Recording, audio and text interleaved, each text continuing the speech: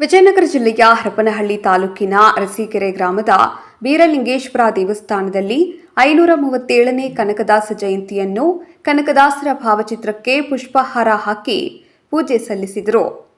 ಹರಪನಹಳ್ಳಿ ತಾಲೂಕು ವಾಲ್ಮೀಕಿ ಸಮಾಜದ ಅಧ್ಯಕ್ಷ, BDCC bank ನಿರ್ದೇಶಕರಾದ ವೈಡಿ ಅಣ್ಣಪ್ಪ ಸನ್ಮಾನ ಸ್ವೀಕರಿಸಿ ಮಾತನಾಡಿ, ವಿದ್ಯೆ ಕಲಿತು ಉನ್ನತ ಹುದ್ದೆಗೆ ಹೋಗಿ ಗ್ರಾಮ, ತಾಲೂಕು, ಜಿಲ್ಲೆ, ರಾಜ್ಯವನ್ನು ಆಳಬಹುದು. ನಮ್ಮ ಮಕ್ಕಳನ್ನು ಹೆಣ್ಣಾಗಿರಲಿ ಗಂಡಾಗಿರಲಿ ಶಾಲೆ ಬಿಡಿಸದೆ ಚೆನ್ನಾಗಿ ಓದಿಸಿದರೆ ಕುಟುಂಬವನ್ನು ಚೆನ್ನಾಗಿ ನೋಡಿಕೊಳ್ಳಬಹುದು. ಅದಕ್ಕಾಗಿ ಪ್ರತಿಯೊಬ್ಬರೂ ತಮ್ಮ ಮಕ್ಕಳನ್ನು ವಿದ್ಯಾವಂತರನ್ನಾಗಿ ಮಾಡಬೇಕು. ಮುಂದಿನ ವರ್ಷ ಗಣ್ಯರ ಅಪೇಕ್ಷೆಯಂತೆ ಕನಕದಾಸರ ಜಯಂತಿಯನ್ನು ಅದ್ದೂರಿಯಾಗಿ ಮಾಡೋಣ. ಈಗಲೂ ಹಳ್ಳಿಗಳಲ್ಲಿ ಹೆಣ್ಣು ಮಕ್ಕಳನ್ನು ಚಿಕ್ಕ ವಯಸ್ಸಿಗೆ ಶಾಲೆ ಬಿಡಿಸಿ 14 ವರ್ಷಕ್ಕೆ ಮದುವೆ ಮಾಡುತ್ತಾರೆ. ಆ ರೀತಿ ಮಾಡದೆ ಎಲ್ಲ ಮಕ್ಕಳು ಒಂದೇ ಎಂದು ಭಾವಿಸಿ ಚೆನ್ನಾಗಿ ಓದಿಸಿ. ಕನಕದಾಸರು ಒಬ್ಬ ಒಳ್ಳೆಯ ಶ್ರೇಷ್ಠ ಕೀರ್ತನಾಕಾರರು. ಅವರು ಎಲ್ಲ ಕುಲ ಒಂದೇ ಎಂದು ಸಾರಿದವರು. ನಾವು ಅವರಂತೆ ಬಾಳೋಣ. ನಮ್ಮಲ್ಲಿ ಯಾವುದೇ ಜಾತಿ ಭೇದ ಭಾವ ಬೇಡ. ನಾವೆಲ್ಲರೂ ಒಗ್ಗಟ್ಟಾಗಿ ಬಾಳೋಣ ಎಂದು ಹೇಳಿದರು. ಮುಖಂಡರಾದ ಪ್ರಶಾಂತ್ ಪಾಟೀಲ್ ಮಾತನಾಡಿ, ಕನಕದಾಸರು ದೇವರನ್ನೇ ತಮ್ಮ ಬಳಿ ಕರೆಸಿಕೊಂಡಂತಹ ಒಬ್ಬ ಮಹಾನ್ ವ್ಯಕ್ತಿ. ಅಂತಹ ಮಹಾನ್ ವ್ಯಕ್ತಿ ಕುರುಬ ಸಮಾಜದಲ್ಲಿ ಹುಟ್ಟಿದರೂ ಸಹ ಅವರು ಒಂದೇ ಜಾತಿಗೆ ಸೀಮಿತವಾಗಿರದೆ ಎಲ್ಲ ಜಾತಿಯವರು ಒಂದೇ ಎಂದು ಜಗತ್ತಿಗೆ ಸಾರಿದವರು. ಕುಲವೆಂದು ಹೊಡೆದಾಡದಿರಿ, ಕುಲದ ನೆಲೆಯನ್ನೇನಾದರೂ ನೀವು ಬಲ್ಲಿರಾ ಎಂದು ಜನರಿಗೆ ತಿಳಿ ಹೇಳಿದಂತಹ ಮಹಾತ್ಮರು. ಕನಕದಾಸರು ಸುಮಾರು 500 ವರ್ಷಗಳ ಹಿಂದೆಯೇ ಜಾತಿ ವ್ಯವಸ್ಥೆ ವಿರುದ್ಧ ಹೋರಾಡಿದ ಮಹಾನ್ ವ್ಯಕ್ತಿಗಳು. ಸಂಗೀತ ಕಲೆಯನ್ನು ನಮಗೆ ಪರಿಚಯಿಸಿದಂತಹ ವ್ಯಕ್ತಿ. ಹಲವಾರು ಕೀರ್ತನೆಗಳನ್ನು ಜನರಿಗೆ ಸುಲಭವಾಗಿ ಅರ್ಥವಾಗುವ ರೀತಿಯಲ್ಲಿ ಬರೆದು ಹಾಡಿದ್ದಾರೆ. ಕನಕದಾಸರು ಸುಮಾರು 316 ಕೀರ್ತನೆಗಳನ್ನು ರಚಿಸಿದ್ದಾರೆ.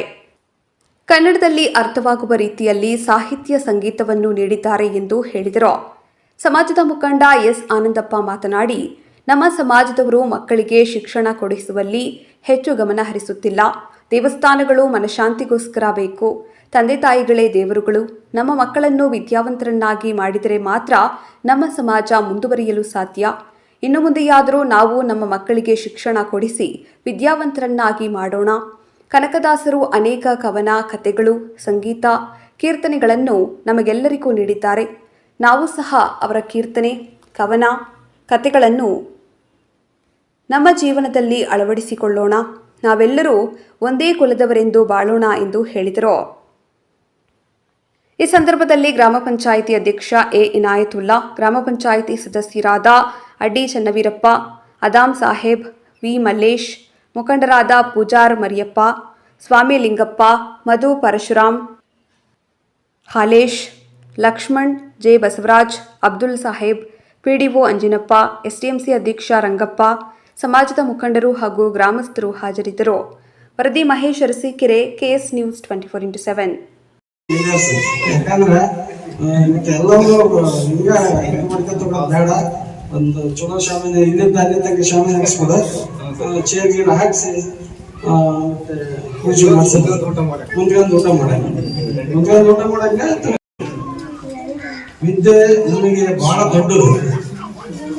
ವಿದ್ಯೆ ಕಲ್ತ್ರೆ ಇವತ್ತು ನಮ್ಮ ಗ್ರಾಮ ಒಂದೇ ಅಲ್ಲ, ನಮ್ಮ ಗ್ರಾಮನ ಆಳ್ಬೋದು, ತಾಲೂಕನ್ನು ಆಳ್ಬೋದು, ಜಿಲ್ಲೆನ ಆಳ್ಬೋದು, ರಾಜ್ಯವನ್ನು ಆಳ್ಬೋದು. ವಿದ್ಯೆ ಇಲ್ಲಪ್ಪ ಅಂದ್ರೆ ಅವು ಯಾವುವು ನಮ್ಮ ಕೈಗೆ ಸಿಗಲ್ಲ. ನಾವು ಯಾವುದು ಸೇರಿಸ್ಕೊಳ್ಳೋದು. ಇದಕ್ಕೆ ಪರಿಹಾರ ಅಂದ್ರೆ ವಿದ್ಯೆ ಮೇನ್. ಹಂಗಾಗಿ ನಮ್ಮ ಮಕ್ಕಳುಗಳನ್ನ ಪ್ರತಿಯೊಬ್ಬರು ಹೆಣ್ಣಿರ್ಲಿ ಗಂಡರ್ಲಿ, ಏನಾಗೈತಿ ನಮ್ಮ ಹಳ್ಳಿ ವಾತಾವರಣದಲ್ಲಿ ಆ ಒಂದು ಹೆಣ್ಣುಡಿಗೆ 14-15 ವರ್ಷ ಆಯ್ತು ಅಂದ್ರೆ ಅಲ್ಲ ಶಾಲೆ ಬಿಡಿಸೋದು ಪ್ರಯತ್ನ ಮಾಡ್ತಾರೆ ಹೊರತು ಓದ್ಸಕ್ ಪ್ರಯತ್ನ ಮಾಡ್ಸೋದು ಮಂದಿಗಳು. ಯಾಕಂದ್ರೆ ಏನಪ್ಪ ಅಲ್ಲ ದೊಡ್ಡ ಓದಿಸೋದು ಬಿಡಿಸಿ ಮದುವೆ ಮಾಡೋದು ಒಂದು ಕಚರ ಮೂಡಿಯಲ್ಲಿ ಇನ್ನೂ ಬಹಳ ಹಳ್ಳಿಗಳಲ್ಲಿ ಇದು ನಡೀತಾ ಐತಿ. ಖಂಡಿತ ಅದು ಹಂಗಿರ್ಬಾರ್ದು. ಹೆಣ್ಣೆ ಇರಲಿ ಗಂಡೇ ಇರಲಿ ಎಲ್ಲರಿಗೂ ಓದಿಸೋಂಥ ಕೆಲಸ ನಾವೆಲ್ಲರೂ ಮಾಡ್ರಿ. ಮತ್ತು ಪ್ರತಿ ವರ್ಷದಂತೆನೂ ಈಗೇನು ಕನಕದಾಸರ ಜಯಂತಿಯನ್ನು ನಾವು ಆಚರಣೆ ಮಾಡ್ಕೊಂತ ಬಂದಿದ್ದೇವೆ. ಮರ್ಯಪ್ಪರು ಹೇಳ್ದಂಗ ಇಲ್ಲಿ ಮತ್ತೆ ವರ್ಷನೂ ಇಷ್ಟು ಕಲಿತೀವಿ. ಜಾಗ ಚಿಕ್ಕದಿರೋದ್ರಿಂದ ಮತ್ತೆ ಇಲ್ಲಿ ಪೆಂಡಲ್ ಗಿಂಡಲ್ ಮತ್ತೆ ಅನಿವಾರ್ಯತೆ. ಈ ಕನಕದಾಸರು ಒಂದೆರಡು ಕವನಗಳನ್ನು ಬರೆದಿದ್ದಾರೆ, ಕಥೆಗಳನ್ನು ಬರೆದಿದ್ದಾರೆ. ರಾಮದಾನಚರಿತೆ ಮತ್ತು ಮೋಹನ ತರಗತಿ ಇಂಥ ಬಹಳ ಬರೆದಿದ್ದಾರೆ. ಆಮೇಲೆ ನಾವು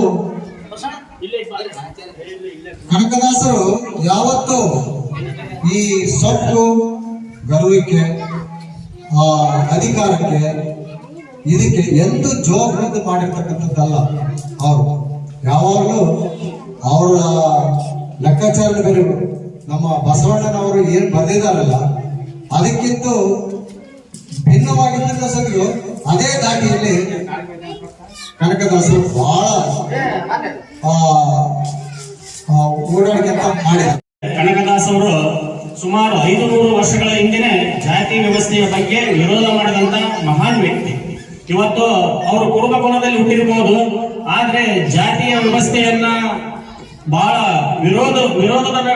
ಅವತ್ತಿನ ಕಾಲದಲ್ಲಿ ಇವತ್ತೇನು ಬಿಡು, ನಾವು ಇವತ್ತೇ ವಿರೋಧ ಮಾಡಿದ್ರು ನಾವು ನಮ್ಮ ಕೈಲಿ ತಡ್ಕೊಳಕ್ ಆಗ್ತಾ ಇಲ್ಲ. ಅಂದ್ರೆ ಇವತ್ತು ಸಹಿತ ಜಾತಿ ವಿರೋಧದ ಬಗ್ಗೆ ಮಾತುಗಳನ್ನ ಹೇಳಲಿಕ್ಕೆ ಬಹಳ ಕಷ್ಟ ಆಗುತ್ತೆ. 500 ವರ್ಷದ ಹಿಂದೆ ಅಂತ ಹೇಳಿದ್ರೆ ಅವತ್ತು ಯಾರಾದ್ರೂ ಹಿಂದುಳಿದವರು, ದಲಿತರು ಏನಾದ್ರೂ ಬರೀ ವಿದ್ಯೆ ಸಂಸ್ಕೃತವನ್ನ ಕಲಿತ್ರೆ ಅವರ ಕೈಯನ್ನ ಕತ್ತರಿಸ್ತಕ್ಕಂತ, ಸಂಸ್ಕೃತವನ್ನ ಮಾತಾಡಿದ್ರೆ ನಾಲ್ಗೆಯನ್ನ ಕತ್ತರಿಸ್ತಕ್ಕಂತ ವ್ಯವಸ್ಥೆಯಲ್ಲಿ ಜಾತಿಯನ್ನ ವಿರೋಧ ಮಾಡಿದ್ರಂದ್ರೆ ಎಂತಹ ಮಹಾನ್ ವ್ಯಕ್ತಿ ಇರ್ಬೋದು ಅಂತೇಳಿ ನಾವು ನೀವೆಲ್ಲರ ತಿಳ್ಕೊಬೇಕಾಗ್ತದೆ. ಸುಮಾರು 500 ವರ್ಷದ ಹಿಂದೆ ಜಾತಿ ವ್ಯವಸ್ಥೆ ಆಯ್ತು. ಆಮೇಲೆ ಅವರು ಬರೆದಿರ್ತಕ್ಕಂಥ ಈ ನಾವು ಅನೇಕ ಅವತ್ತು ಏನಾಗಿತ್ತು ಅಂತ ಹೇಳಿದ್ರೆ ಸಾಹಿತ್ಯ ಮತ್ತು ಸಂಗೀತ ಅನ್ನೋದು ಬರೀ ದೇವಸ್ಥಾನ ಮತ್ತು ರಾಜರಿಗೆ ಮಾತ್ರ ಸೀಮಿತವಾಗಿತ್ತು. ಜನಸಾಮಾನ್ಯರಿಗೆ ಈ ಸಂಗೀತದ ಬಗ್ಗೆನೂ ಗೊತ್ತಿರಲಿಲ್ಲ. ಈಗೇನು ಜಾನಪದ ಗೀತೆಗಳಾಗಿರ್ಬೋದು ಅವನ್ನಷ್ಟೇ ನೋಡಿರ್ತಾರೆ ಹೊರತು ಸಂಗೀತದ ವಿಧುನೇ ಗೊತ್ತಿರಲಿಲ್ಲ. ಅಂತಹ ಸಂದರ್ಭದಲ್ಲಿ ನಮ್ಮ ಕನಕದಾಸರು ಈ ಸರಳ ಒಂದು ಕನ್ನಡದಲ್ಲಿ ಸಂಸ್ಕೃತವನ್ನು ಬಿಟ್ಟು ಜನರಿಗೆ ತಿಳಿಯುವಂತ ಇದರಲ್ಲಿ ಎಲ್ಲ ಪದ್ಯಗಳನ್ನು ಬರೆದ್ರು. ಇಡೀ ನಾಡಿಗೆ ಜಾತಿ ವ್ಯವಸ್ಥೆ ಕುಲವೆಂದು ಯಾಕೆ ಹೊಡೆದಾಡ್ತೀರಿ, ಎಲ್ಲಾ ಕುಲವು ಒಂದೇ ಅಂತ ಹೇಳಿದ್ರು. ಜಲ, ನೆಲ, ಈ ಭೂಮಿ, ಇದರಲ್ಲಿ ಯಾವ ಕುಲ ಇದೆ ಅಂತ ಹೇಳಿ ತತ್ವ ಸಿದ್ಧಾಂತಗಳ ಮೂಲಕ ಒಂದು ಪದಗಳ ಮೂಲಕ ಜನಸಾಮಾನ್ಯರಿಗೆ ತಿಳಿಯುವಂತ ಹೇಳಿದಂತ ಮಹಾನ್ ವ್ಯಕ್ತಿ ಕನಕ